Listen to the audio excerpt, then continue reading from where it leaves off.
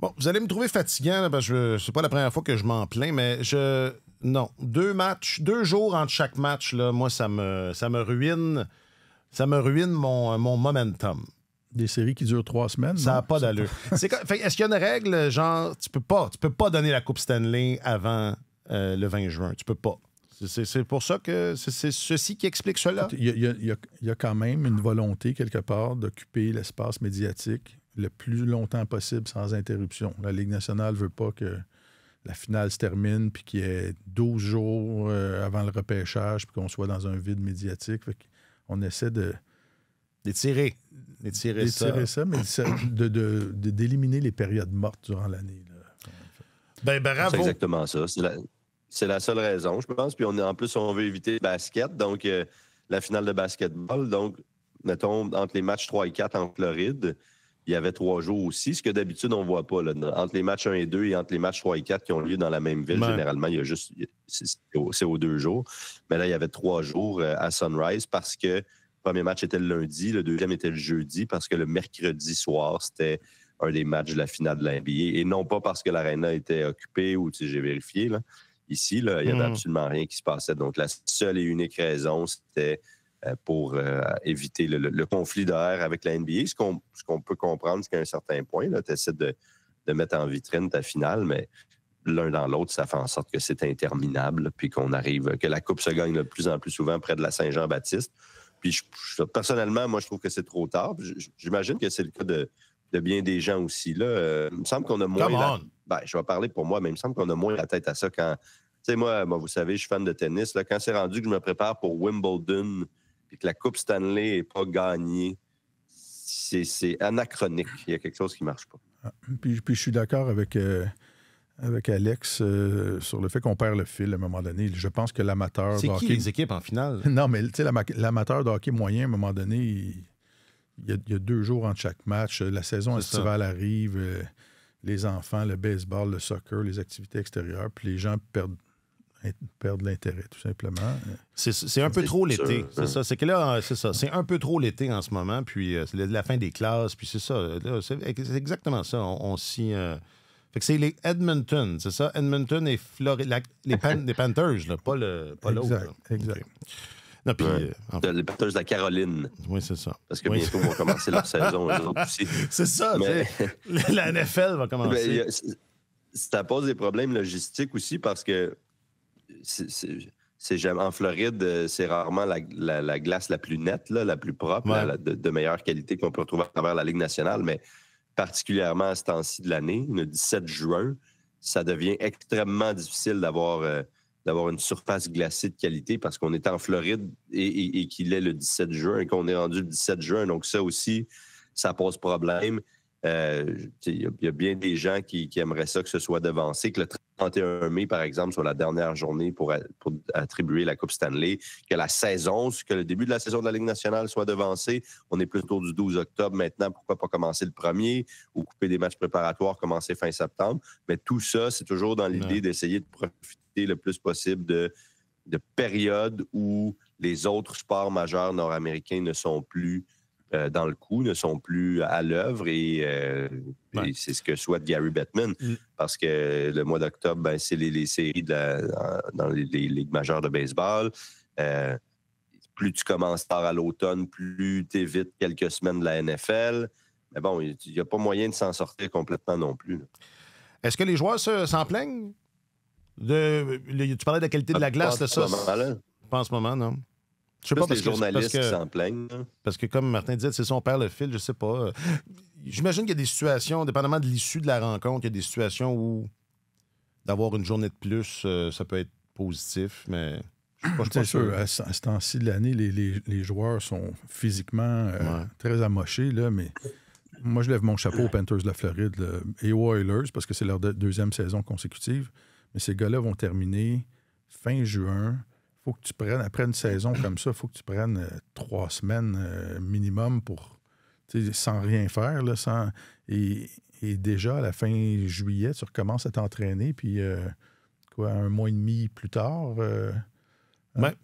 non, ça vient vite. 1 mois et demi plus tard, tu te représentes au camp d'entraînement.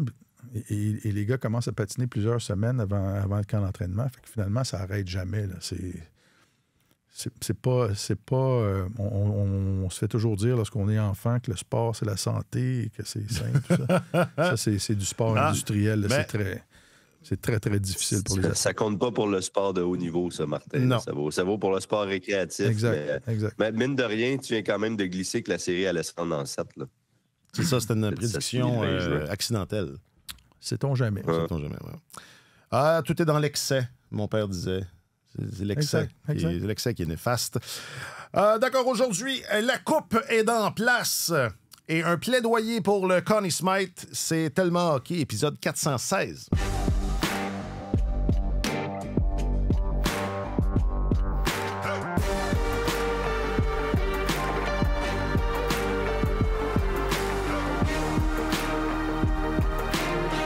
Avec votre chroniqueur principal au service des sports, M. Martin Leclerc. Salut, Martin. Bonjour, messieurs. Et votre journaliste troubadour affecté aux affaires du hockey, M. Alexandre Gascon. Salut, Alex. Bonjour, messieurs. Sa connexion Wi-Fi à l'hôtel est ordinaire. On le nommera pas, là, mais mettons que tu as déjà été mieux logé. Oui, ben l'hôtel n'est pas si mal. C'est plus la connexion Wi-Fi. Là. Mais je pourrais aller m'en plaindre en bas. Là, puis, tantôt. C'est mon genre, d'ailleurs. Oui. Tu diras, do you know who I am? I need the Wi-Fi for my business. Je m'appelle Alexandre Coupal. 5 équipes du Canada, de l'océan Atlantique à l'océan Pacifique, vont se battre pour le Saint Graal du hockey. En provenance de la nouvelle maison de Radio-Canada à Montréal, c'est tellement hockey, des séries de détails. Qui sont en cours depuis avril? Oui. Pour vrai? Avril, 19 avril. Hey, je voulais exagérer pour un effet comique et c'est raté, une fois de plus. Bon, l'effet comique, je sais pas, c'est pas drôle, mais il y a certainement un effet dramatique de la façon dont ça se passe. C'est pas compliqué, là. Ratez pas le début du match, parce que c'est 2-0 Panthers. C'est toujours là que ça se décide. C'est pas compliqué, c'est comme ça que c'est. Donc, si vous n'êtes pas à l'heure, c'est 2-0 Panthers. Et ça devient... C'est ça. Est-ce que c'est drôle ou dramatique? Ça dépend, je pense. Ça dépend des points de vue. Ben, c'est exceptionnel jusqu'à un certain point que les Oilers soient encore dans la course. Quand vous pensez que sur leurs 14 victoires jusqu'ici dans les séries éliminatoires, 8 d'entre elles ont été acquises grâce à des retours dans le match. Donc, les Oilers jouent constamment du hockey de rattrapage.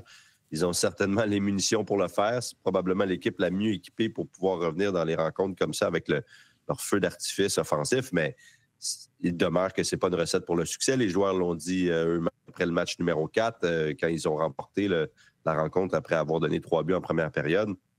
On est confiant en nos capacités. On sait qu'on est capable de revenir. On l'a encore fait ce soir, mais on aimerait ça jouer avec une avance. Ben, ils n'ont pas été capables de le faire depuis un sacré bout de temps. Et puis, c'est ça. On peut penser qu'à l'usure, qu'à la longue, puis on en est tout près maintenant, ben, les Panthers vont finir par avoir le dernier mot si les Oilers ne sont pas capables d'amorcer les matchs de meilleure façon puis de contenir la Floride. Jusqu'à un certain point, ils auraient pu perdre au premier tour, là, les Oilers d'Edmonton, qui ont perdu les 2 premiers matchs contre les Kings, puis qui étaient dans le trouble dans le 4e match aussi. Là. Il est arrivé 1 ou 2 jeux un peu bizarres à ce moment-là, mais ils auraient facilement pu se retrouver en arrière 3-1 contre Los Angeles. Et après, ça n'a été que ça, des retours parfois inattendus, spectaculaires dans les matchs. Ils sont capables de le faire, mais on peut penser qu'en fait, la Coupe Stanley, ça finit par te rattraper. C'est ça qui est en train d'arriver, je pense.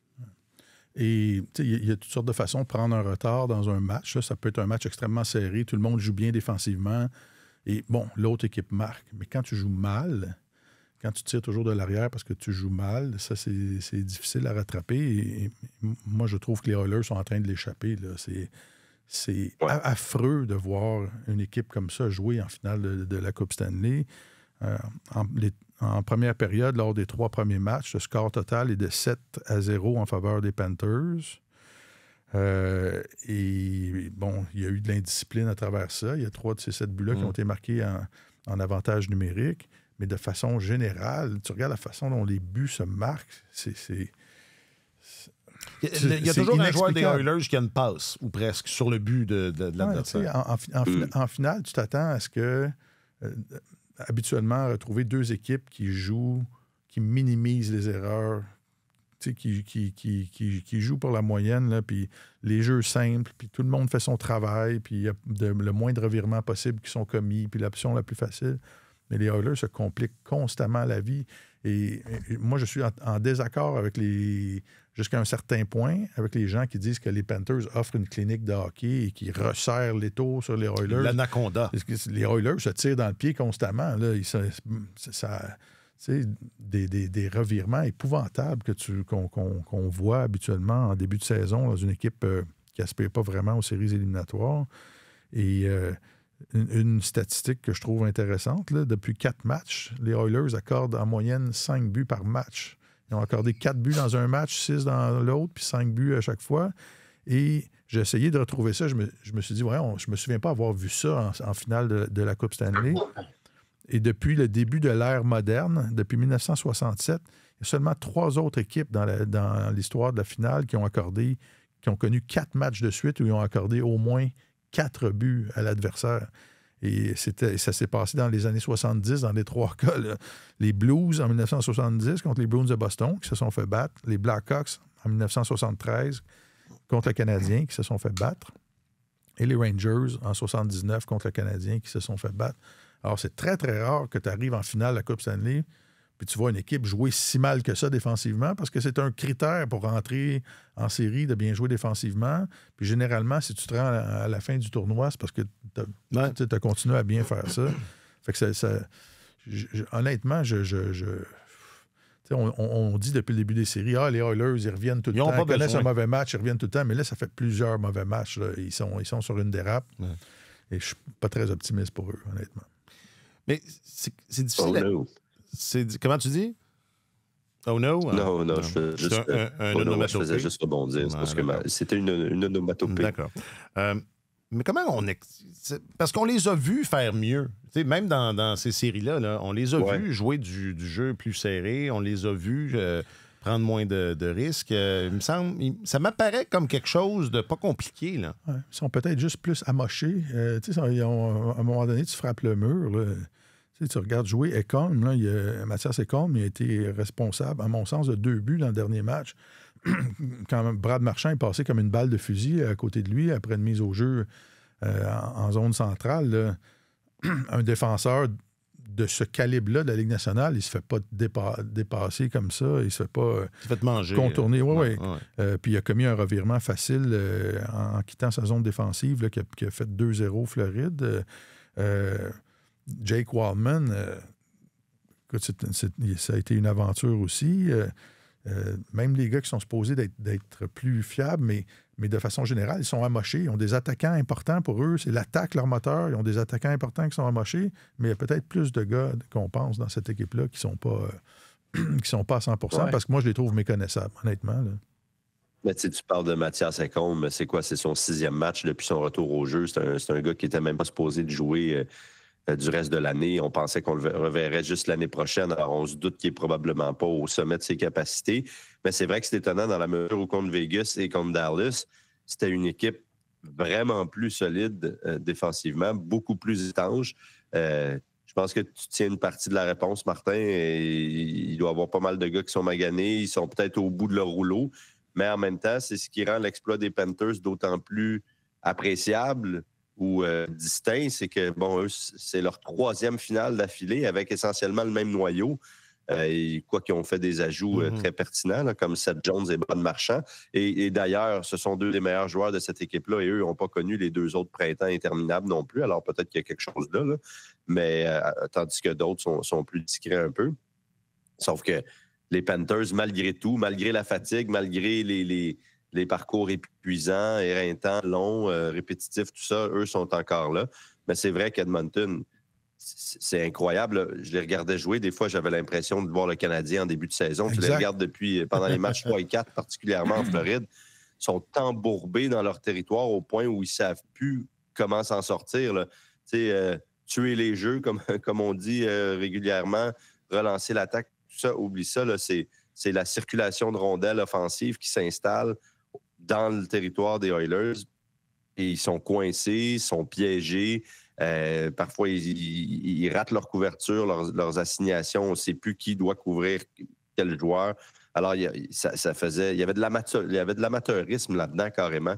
Je trouvais particulièrement dans les 2 matchs en Floride, mais aussi à Edmonton, ça n'a pas toujours été brillant. Alors, c'est vraiment difficile à comprendre. Ils n'ont pas l'air d'une équipe qui mérite d'être là, je dirais. Oui. Les 2 premiers matchs, c'est différent. Oui. Mais depuis ce temps-là, c'est comme si c'était pas le même calibre. Et ils sont chanceux d'être encore en vie. Parce qu'oublions pas qu'ils ont dû réaliser quelque chose qui n'avait jamais été fait dans l'histoire de la Coupe Stanley, là, c'est-à-dire gagner un match après avoir donné 3 buts en première période, perdre 3-0 en première période. Donc, cette série-là pourrait être terminée. Là. Tout à fait d'accord avec toi. Tu as utilisé le mot amateurisme. Moi, quand je regarde, c'est le mot nonchalance, puis je pense que ce sont des synonymes dans ce cas-là. Là. J'ai lu la biographie de John Calipari, ancien entraîneur de Kentucky au basketball, un programme extrêmement renommé, suivi à peu près comme le Canadien. Puis il y a un passage que j'avais trouvé fascinant, puis il enseignait à ses joueurs, il disait, quand tu fais une passe à un coéquipier, c'est comme si tu signais ton nom sur le ballon, puis c'est ta signature que tu envoies. Il est supposé d'avoir un niveau de qualité. Tu dois porter... juste au simple geste de faire une passe, tu dois avoir un souci de qualité le plus élevé possible parce que ça peut faire complètement dérailler le jeu pendant une longue période de temps si tu ne fais pas attention, si tu ne places pas tes coéquipiers en bonne position. Et ça arrive souvent, très, très souvent dans les matchs des Oilers depuis quelques rencontres, que tu as l'impression que les défenseurs ou les gars qui sont en charge de la relance envoie la rondelle dans la direction générale où ça doit aller, mais il n'y a pas de souci. Sam, j'ai vu un chandail bleu là-bas. Non, mais tu sais, des passes dans les patins, des passes derrière le coéquipier, des passes dans sur un coéquipier qui est couvert de très près, qui est marqué de très près. Alors, il faut rendre crédit aux Panthers, je pense, pour l'efficacité de leur échec avant et tout ça, mais ça fait en sorte que tu as un paquet de jeux qui avortent constamment, tu redonnes la rondelle constamment, la rondelle revient dans ta zone, tu as des longues présences, puis ça finit par donner des buts. T'en lis donc beaucoup des biographies, Martin. C'est juste ça. Le basketball universitaire, t'exagères. Ouais, les entraîneurs, j'aime beaucoup les biographies d'entraîneurs. Come on. Kentucky, le part poulet. de ça est attribuable justement aux Panthers? Excusez, quelle part de ça est attribuable aux Panthers aussi? Oui. Les erreurs commises par la défense, tout ça, bon. Ils font ça un peu à tout le monde, là. Mais c'était quand même moins évident en début de série. Et là... Et je reviens à ce que tu disais, peut-être qu'ils sont diminués. Ben justement, c'est pas une raison de plus pour jouer plus conservateur. Ouais. Mais c'est pas... enfin. Mais quand les 2 équipes excellent défensivement, font leur travail, tu sais que tu vas avoir un match à bas pointage, il va y avoir 7-8 chances de marquer durant le match, les gardiens vont s'illustrer, ça va finir 2-1, 3-2. Mais quand tu ajoutes à ces 7-8 chances-là 12 revirements qui font en sorte que ça revient. Là, écoute, ça change complètement l'allure du match. Tu donnes 2 ou 2 fois et demi plus de chances à l'adversaire de bombarder ton gardien avec des tirs de qualité. Puis là, tu sais, je vois les manchettes depuis une semaine maintenant. Là. Oilers ou Picard, pas Oilers, Skinner ou Picard devant le filet. Est-ce que ça va être Skinner ou Picard? Aucune de ces réponses-là va te donner la victoire si tu joues de cette façon-là devant eux. Là. Installe un plywood avec... que ça ne changerait pas grand-chose. C'est ça. Installe une feuille de plywood avec, de contreplaqué avec des trous dedans, puis ça va faire la même chose. Il faut que tu joues bien défensivement devant ton gardien pour lui donner une chance de gagner. Puis les Panthers font ça. Bobrovski a l'air génial. Lui, il est constant, il fait son travail. Puis quand les quelques grosses chances de marquer arrivent, il fait les arrêts parce qu'il n'est pas submergé, il n'essaie pas de survivre constamment. Fait que c'est une très, très grosse commande à laquelle les Oilers font face, vont faire face dans le match numéro 6, sur la glace adverse en plus, avec la foule qui va savoir que la coupe est dans l'édifice. Ça va être très, très difficile de virer ça de bord. Bon. Mais difficile, mais pas impossible. Ils l'ont fait l'an dernier. C'est ça, pas impossible. Ils l'ont fait l'an dernier pendant le match numéro 5. La coupe était dans l'amphithéâtre, puis ils ont réussi à l'emporter. Mais pas dans le match numéro 7, me direz-vous. Oui, c'est ça. Ben, la coupe, c'est ça. Ça faisait 3 matchs là, que la coupe était dans place. Ben, c'était le deuxième, là. C'était le match numéro 5. Ouais. Donc, les Panthers avaient l'occasion de les battre, puis là, Edmonton a gagné, fait 3-2, on est retourné à Edmonton, etc. Les Oilers, l'année passée, ont fait face à l'élimination 6 fois. Ils se sont fait battre dans le 6e match, dans le 7e match de la finale de la Coupe Stanley, mais à la 6e occasion, où ils faisaient face à l'élimination. Cette année, c'est la première fois. Mais c'est ça, ils ont une grosse commande. Et j'imagine que les joueurs des Panthers, eux, on vend dans le dos, là, on s'entend. Ça leur tente pas de faire 4400 km d'avion pour aller gagner la coupe là-bas, puis de revenir. Ils vont vouloir finir ça à la maison devant famille et amis. Là. Ils vont pas s'endormir avec l'avance dans la série ou quoi que ce soit. Ils vont vouloir achever leur adversaire ce soir. Ça va être très, très difficile. Si c'est ce qui advenait, il y a quelques candidats au titre de joueur le plus utile dans ces séries. Il y en avait un, il y avait un candidat évident dans les premières semaines, en la personne de Sam Bennett. Je pense que Brad Marchand va aussi faire partie de la conversation. Moi, je trouve que ce serait un sacrilège que ce soit Brad Marchand. Sam Bennett, c'est un soldat pour cette équipe-là. Un sacrilège? Oui. Sacrilège. Sacrilège. Brad Marchand vient d'arriver dans cette équipe-là. Là. La date limite, il y a des bonnes séries, mais il n'y a pas des bonnes séries comme Bennett. Là. Il y a pas... c'est parce que c'est une question de timing aussi. Il y a une meilleure finale. Il y a une meilleure finale, en tout cas. Ils ont quoi? Marchand a quoi? 6 buts? Bennett en a 5? Non, c'est parce qu'il y a quelques buts de Marchand aussi qui ont été qui ont fait mal. Il y a la quantité, mais il y a aussi le timing. Oui, il y a le timing. Il y a 2 buts gagnants, Marchand, là, 2 des 3 buts gagnants. En partant. Reste que... tu veux savoir. C'est ce moment que vous attendiez où Alex vérifie en non, direct. mais continue de parler. Moi, j'en ai le thème. Mes candidats, pas photo. Mes 2 premiers candidats seraient Bobrovsky ou Bennett, Marchand en 3e. Et ça, Bennett a eu un parcours éliminatoire. Je comprends que le trophée Conn Smythe est censé récompenser celui qui a la meilleure finale, mais habituellement, on tient compte. Je pensais que c'était l'ensemble des séries, moi. Non, c'est celui qui a la meilleure. Es-tu sérieux? Oui. Ah, ouais, j'étais convaincu de ça. Puis ça servait l'argument pro-Bennett. Non, c'est l'ensemble des séries. Ah, ouais, ça y est. Ressortez le thème, on vérifie. On vérifie. Ben, il me semble, c'est parce que c'est souvent fortement teinté par la finale. Forcément, la finale a beaucoup de poids, mais l'un dans l'autre, c'est le joueur le plus utile à son équipe en série. Ils disent pendant les séries, en tout cas en français. C'est ça. Mais comme Alex dit, je veux pas la finale, c'est comme le gros bout des séries. C'est la pote. C'est le billet de récence. Ben écoute, si ce sont les séries, il n'y a même pas photo. Il n'y a pas photo. Non, c'est ça. Ça, c'est clairement à l'avantage de Bennett. Bennett, je le mets numéro 1, mais je pense que Marchand serait 2e sur mon bulletin. Parce que 6 buts en 5 matchs en finale, dont 2 buts gagnants. Puis il a été excellent aussi dans les autres. C'est ça, Alex, tu parlais du moment, du timing de ses buts. Le but en prolongation dans le 3e match contre les Maple Leafs de Toronto, peut-être venu sauver la saison des Panthers à ce moment-là, là, parce que c'était 2-0. Puis les Leafs étaient encore... ils ne semblaient pas se liquéfier comme ils ont su le faire plus tard dans la série, comme ils font toujours. Mais si les Leafs gagnent ce match-là, c'est 3-0, puis on peut penser que c'est terminé pour les Panthers. Alors, ce but-là de Marchand a été immense.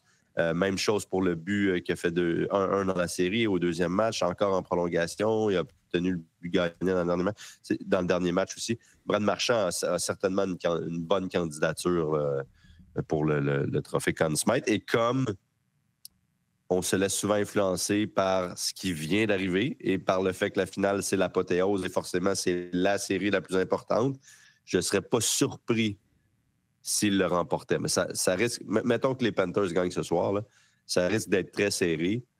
Selon moi, tu ne peux pas écarter Bennett. Ce qu'il a fait, c'est exceptionnel. Il est rendu à 15 buts. On les avait sortis, les comparaisons, là, je pense, dans un des derniers balados. Depuis l'ère du plafond salarial, il y a quoi? Il y a juste Crosby, Malkin... Puis il me semble qu'il y en avait un autre qui avait marqué au moins 15 buts. On voit pratiquement jamais ça. Il les a tous marqués. Zach Hyman, 16 la saison dernière. Alex Ovechkin, 15 en 2018. Crosby, 15 et Crosby en 2009. Et Bennett, 15 cette saison. Ce sont les 4. Il y en a 15, dont 13 sur la route. 12 ou 13 sur la route. Oh. Je dis ça de mémoire, là, mais il les a presque tous marqués sur la route. C'est 12 ou 13 sur les 15. Alors, c'est exceptionnel. C'est vraiment ce qu'il a fait, c'est exceptionnel. J'ai pas de vote, mais si c'était le cas, il serait premier sur le bulletin. Sauf que Brad Marchand va recevoir beaucoup d'amour à ce niveau-là. Puis je serais pas surpris que le troisième à sortir soit un gars comme Draisaitl ou même McDavid avant Bobrovsky. Avant Bobrovsky, oui. Même dans une cause perdante pour Edmonton. Mm-hmm. Ben, l'an passé, c'est McDavid qui l'a remporté. Oui, mais comment dire? Oui, non. Ça reste que c'est toujours un peu... c'est pas la norme. Particulier. Disons ça comme ça. Non, mais c'est pas un joueur des Oilers qui va le gagner. Là. Non, je comprends. Mais ce que je veux dire, c'est qu'il serait peut-être troisième sur le bulletin de vote. En même temps, puis juste pour finir là-dessus, Brad Marchand, ça reste... C'est une des bonnes histoires là, de ce printemps. C'est exceptionnel. Je pense pas là, que... au début du mois de février, là, quand ça marchait moyen à Boston, là, je pense pas qu'il se voyait en finale de la Coupe Stanley avec une autre équipe quelques mois plus tard. Et il y a des gens qui disent, mon Dieu, les Bruins doivent se mordre j'ai entendu ça, moi aussi. Les doigts, mais... c'est parce que ça n'a pas rapport. Écoute, en le voyant performer comme ça, c'est beau, mais je pense que le changement de décor, parfois, quand un athlète est au même endroit depuis longtemps, dans un contexte qui n'était pas facile à Boston, là, tu le places, tu téléportes cet athlète-là dans un contexte gagnant, dans un nouvel environnement, nouvelle équipe. Il y a une nouvelle flamme qui s'allume. Il faut que tu fasses tes preuves par rapport à tes nouveaux coéquipiers, que tu gagnes leur respect. Tu as la chance inouïe de pouvoir gagner une autre Coupe Stanley qui se présente à toi. Tu es en fin de carrière. C'est un autre contexte complètement. Là, et les Bruins n'aurait pas pu offrir ça à Brad Marchand et cette étincelle-là, ce serait probablement pas allumé. D'abord, il ne peut pas offrir une place en série, déjà. Oui. Il ne peut pas offrir la même... Ça partait mal. C'est ça. Il ne peut pas offrir la même qualité sur sa ligne de coéquipier. Donc, c'est un peu comparé des affaires qui se comparent pas. Qui se comparent pas, Alex. Voilà. Dis-le. C'est ça. Mais non, mais Brad Marchand, c'est fameux. Puis tu dis le changement de décor. Ça vaut pour tout dans la vie, pas juste pour les athlètes professionnels. Des fois, on ne sait pas à quel point, si on fait un peu de psychologie de cuisine, on a besoin d'un changement de décor pour en sortir revigoré. Ça peut arriver à tout le monde. Je regarde les statistiques de Marchand dans l'ensemble de sa carrière en séries éliminatoires. C'est exceptionnel ce que ce gars-là a réussi à accomplir, honnêtement. Il fait partie des rares joueurs de hockey qui se sont améliorés sans cesse, pratiquement chaque année, jusque tard dans la trentaine. C'est un talent en soi. Martin Saint-Louis a toujours dit que c'était probablement le plus grand talent qu'il avait. Au-delà du coup de patin, du lancer, j'étais certainement pas le plus grand, j'étais pas le plus rapide, j'étais pas le plus fort, j'avais pas le meilleur lancer, mais ce que je faisais mieux que tout le monde, c'était savoir comment continuer à m'améliorer. Brad Marchand est du même moule, ça j'en suis convaincu. Puis vous regardez les statistiques, comme je le disais un peu, c'est impressionnant. Qui sont encore actifs. Brad Marchand est 4e pour les buts en séries éliminatoires au total dans sa carrière. Là. Donc, il y a Ovechkin, Crosby et Malkin qui en ont plus que lui. Et Malkin en a un de plus. Il est le premier pour ce qui est du différentiel en séries éliminatoires et chez les joueurs actifs. Par rapport aux autres. Oui, chez les joueurs actifs à plus 48. C'est extraordinaire. Il est 4e pour les buts total, mais il est le premier pour les buts gagnants avec 16. Premier pour les buts gagnants, c'est fou, là. Devant Malkin, Andrei Palat, rappelez-vous, qui marquait toujours des gros buts, et Carter Verhaeghe et Corey Perry, quand même. Donc, il y a 3 des 5 meilleurs attaquants pour ce qui est des buts gagnants là, parmi les joueurs actifs qui se retrouvent dans cette finale-ci. Mais 16 buts gagnants, 5 en prolongation, s'approche de la marque de Maurice Richard, qui en a 6, n'est-ce pas? Alors, ce sont des chiffres extrêmement impressionnants. De la part de ce vétéran-là de 37 ans qui a un impact immense sur cette série. Puis je le disais, lui et Seth Jones, sans Marchand et Seth Jones, je ne sais pas si les Panthers sont en mesure de répéter leurs exploits. Tu as besoin de 109 parfois, il y a de la lassitude qui s'installe et tout. Et puis cette année, ils ont été des fers de lance pour cette équipe-là. Alors, vraiment bravo. Puis je pense qu'il est en train de se magasiner tout un contrat qui risque d'être trop long et trop cher, mais tant mieux pour lui. Ben oui.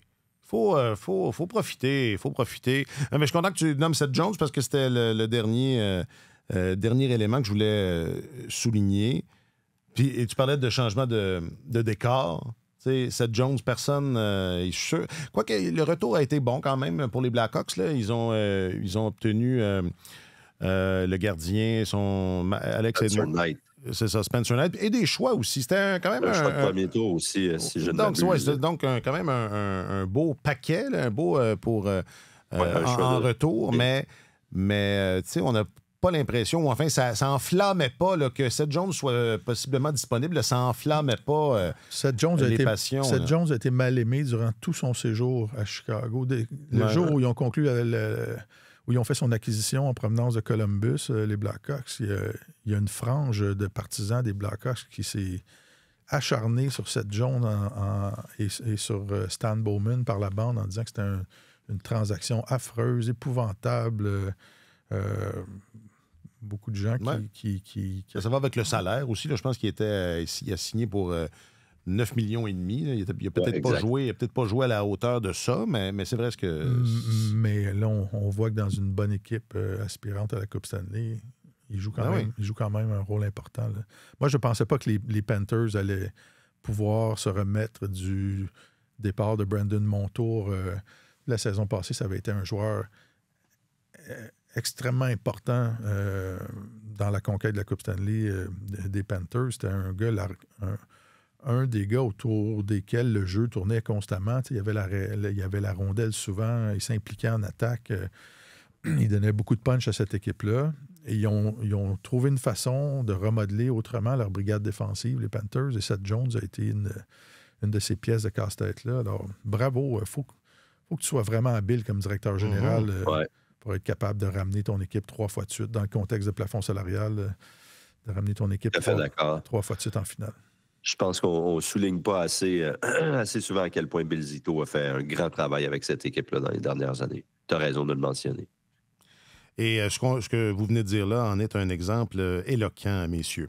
Alors, est-ce que y aura-t-il un match numéro 7? Ce serait le fun. Moi, la seule prédiction que je peux faire présentement, c'est que Alexandre Gascon va rentrer à Montréal après ce match-là. Mais après ça, je sais pas. Je sais pas. Où sera-t-il? Si la Coupe ne rentre pas à la maison, Gascon, lui, au moins, va rentrer à la maison, ne serait-ce que... C'est pas certain, ça, messieurs, parce que si la Coupe ne rentre pas à la maison, ou en fait, si un match 7, ça se peut que j'aille directement à Edmonton. Pas vrai? OK. Oui. Je pensais que tu rentrais coûte que coûte. Mais, non, pas coûte que coûte. Mais non, si un match 7, Martin... je serai là. Okay. Je ne sais pas dans quel état, là, parce que tranquillement, si mon état de santé périclite rapidement, mais je serai là en un certain nombre de morceaux. Écoute, à vaincre sans péril, on triomphe sans gloire. As-tu lu ça dans une biographie? Je veux dire, si c'est la biographie d'un entraîneur de soccer. De 2e division allemande, bon sang! Mais écoute, si les Oilers remportent cette coupe, finissent par remporter cette coupe Stanley-là, ils vont avoir fait face à de grands périls, je veux dire, parce qu'ils sont dans une situation très, très... Mais c'est l'année des grands retours. On a vu Alcaraz à Roland-Garros, c'est dans une situation désespérée sortir de là. Gigi Spawn, qui a gagné l'Omnium des États-Unis en fin de semaine au golf, était dans une situation quasi désespérée. Il est arrivé un arrêt d'1h30 en raison de la pluie, puis il est revenu, puis il a complètement chambardé le tableau des meneurs. Remporté son premier tournoi majeur à l'âge de 34 ans, sorti de nulle part. Alors, c'est peut-être le thème du printemps, c'est peut-être l'année des grands retours exceptionnels. Voilà. Je pense qu'on vient de trouver le titre du balado, Martin. Jack, je l'entends se frotter les mains en régie en ce moment. Question du public, réseaux sociaux. Question du public, réseaux sociaux. Question du public, réseaux sociaux. Question du public sur les réseaux sociaux. Là où ça fait mal, réseau social. Question du public, question du public. Question du réseau social. Bon, bon, ben, pour conclure cet épisode, un petit regard devant. Avez-vous hâte à Milan? Parce que là, on nous titille. On a annoncé, je sais pas, j'allais dire, je sais pas pourquoi ils font ça. Je sais précisément pourquoi ils font ça. C'est juste du marketing. Mais... Les équipes doivent... Les équipes nationales doivent donner des listes de joueurs préliminaires au mois d'octobre, des listes d'une longueur quasi limitée. Octobre, là, avant les Jeux. Là. C'est ça. Ouais. Et les alignements finaux, quelque part en décembre, si ma mémoire est bonne. Alors, ce qu'on voit là, c'est un exercice c'est justement pour titiller les gens. C'est un pur exercice de marketing ou de relations publiques. Et est-ce que ça marche? Je sais pas. Je sais pas si je me fie aux réponses, au nombre de réponses qu'on a eues. Pas fort. Ça marche pas fort. Donc, on a demandé la suite à ces annonces. Il y a Juraj Slafkovský qui, sans surprise, fait partie du comment... un paquet de 6, comment qu'on dirait? Une sizaine. Un septuor, une sizaine. Une demi-douzaine. Hey, on va arrêter. Donc, fait partie de la Un sextuor. Un sextuor. Je vais y aller avec demi-douzaine. Okay. Donc, chaque pays annonçait une demi-douzaine de joueurs qui seraient sur son équipe. Slafkovský fait partie de la demi-douzaine slovaque. On a demandé donc via les réseaux sociaux de Radio-Canada Sport quels joueurs du Canadien seront présents au jeu en plus de Slafkovský. J'en prends 2-3 là, sur le book. Jimmy dit Suzuki et Caulfield, si on est chanceux. Oui, très, très chanceux. Je pense quoi que... Armia, Laine vont être là, mais peut-être qu'ils ne seront plus des joueurs du Canadien. Ça, c'est Michel qui disait ça, toujours sur le book. Puis sinon, il n'y a pas vraiment d'autres. Est-ce que l'Autriche va être au jeu? Est-ce qu'on sait ça? On avait les groupes l'autre fois, là. Je me rappelle pas. Je me rappelle plus par cœur. J'imagine. Devrait être dans les 12 premiers. Parce qu'on a une grosse filière autrichienne, là, avec la mise sous contrat de Vincent Rohrer, puis de David Reinbacher. Rainbow, ouais. Donc peut-être Samuel Montembeault, là. C'est vrai, c'était le seul joueur du Canadien qui était sur l'équipe du Canada. Oui. Bon. Il a encore toutes ses chances, d'après moi. Je pensais que tu as dit encore toutes ses dents. Bon, je sais pas ça, mais il a toutes ses chances. Ouais, d'accord. C'est rare que les joueurs de hockey ont toutes leurs dents, mais les gardiens, plus. Ils doivent préserver plus facilement leur dentition, là. Mais en général, ils n'ont pas toutes leurs dents. Ça fait le tour. Hein? Quelque chose à ajouter? Pas grand-chose. La parole est à ceux qui vont jouer ce soir. C'est ça. Écoute, ça va être un...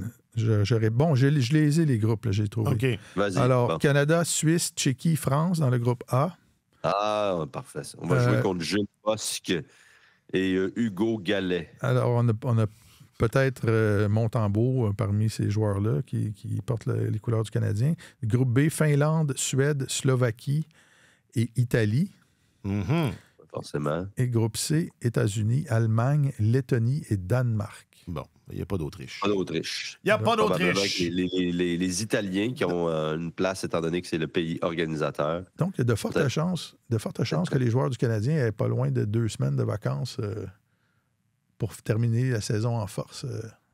Et ça a aidé, ça, cette année? Oui. Donc, oui, ça a aidé. C'est pas de mauvaise... D'accord. Je pense honnêtement que Nick Suzuki a des chances. Je pense qu'il a amélioré pas mal sa cote justement après la Coupe des 4 Nations. Oui. C'est toute une performance qu'il a faite. Et je pense vraiment qu'il y a des chances. Mais ça reste à voir. Ces équipes-là, il faut que tu remplisses un rôle précis. Alors, j'imagine que ça risque de se jouer entre lui et Robert Thomas dans le rôle peut-être de 11, 12, 13e attaquant qui ont des profils similaires. Mais honnêtement, ça va dépendre de son début d'année, là. J'ai l'impression qu'il y a quand même des bonnes chances de faire partie de cette équipe-là. Samuel Montembeault aussi. Pour les autres, on verra. Caulfield, je vois pas sa niche parmi l'équipe américaine. Je vois pas ce qu'il fait de mieux. C'est un excellent marqueur, on s'entend. Mais ils peuvent miser sur des gars comme ça. Il faudrait qu'ils remplacent un joueur comme Kyle Connor, par exemple, qui est une des gâchettes en avantage numérique. Est-ce que si t'es Bill Guérin... est-ce que ça vaut vraiment la peine d'aller chercher Caulfield? Connor ne peut-il pas t'en apporter davantage sur d'autres plans? Je serais très surpris que Cole Caulfield trouve sa place dans l'équipe américaine. Ils sont sur la ligne. Puis ils veulent pas... il n'y aura pas de scandale, là, je pense, si on leur préfère Thomas et Connor. Là, je parle de Suzuki et Caulfield. Mais il n'y a pas un dénommé Lane qui a amélioré son profil aussi? Un excellent profil, mais encore là, vous avez Quinn Hughes qui est... Il n'y aura pas Quinn Hughes et Lane Hudson et Adam Fox, là. Par contre, Adam Fox, il a vraiment... ça a été difficile pour lui pendant le tournoi des 4 nations et je ne suis pas convaincu qu'il va être de retour. Alors, sait-on jamais, mais je serais surpris que Lane, dès cette année, soit là, peut-être éventuellement. On s'entend, il y a un certain pourcentage des deux équipes là, américaines et canadiennes qui vont... Il va y avoir un roulement de joueurs. Là. On avait placé des vétérans dans cette équipe-là. Ça faisait longtemps qu'il n'y avait pas eu de hockey international opposant les meilleurs joueurs aux meilleurs joueurs. Puis il y en a, je pense, c'était c'était du respect. Là. Il y avait énormément de respect de la part des dirigeants. Vous étiez là auparavant et tout ça, mais il y a des ajustements qui vont être faits. Puis je pense que les deux équipes vont rajeunir un petit peu. Très possible. Le Canada était l'équipe la plus vieille, je pense, dans ce tournoi-là. Ouais.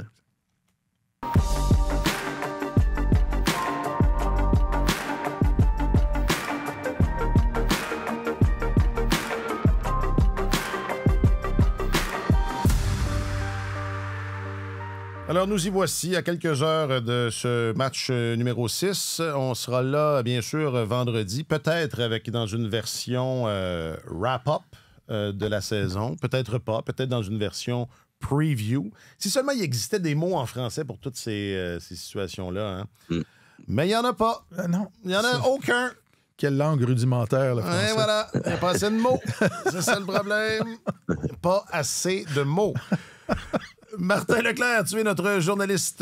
non, ben oui, mais enfin, chroniqueur principal au service des sports. Merci infiniment, mon vieux. Bon match ce soir. Ça a été un grand plaisir, messieurs. Et grande déception de voir que le collègue Gascon n'a pas fait son lit avant de faire le ballon. Tu pourrais faire ton lit. Moi, je pensais que c'était un petit gars, tout à son affaire. Non. Tu vois qu'il s'est levé à la course là, pour faire le balado. Ça, oui. Je viens de me lever. Ben là, ça fait un moment, mais ça faisait pas longtemps. C'est pas dire que le décalage horaire en Floride. En plus, ça aide pas, là. Bon séjour, Alex. Reviens-nous vite. Merci. Alexandre Gascon est votre journaliste affecté aux affaires du hockey sur la route pour cette finale. Merci beaucoup, Alex. Et homme qui n'a pas fait son lit pour ceux qui nous écoutent à l'audio. Merci à vous. C'est le vilain garçon du journalisme sportif. Hein, ça serait bon, ça. C'est mon surnom. C'est ton surnom. Jacques-Alexis Bernardin est le réalisateur de Tellement Hockey. Merci beaucoup, Jacques-Alexis. Merci à vous tous et à vous toutes d'avoir été là. Puis on se retrouve vendredi. Bon match! Sur tous les terrains et sur tous vos appareils, Radio-Canada Sport.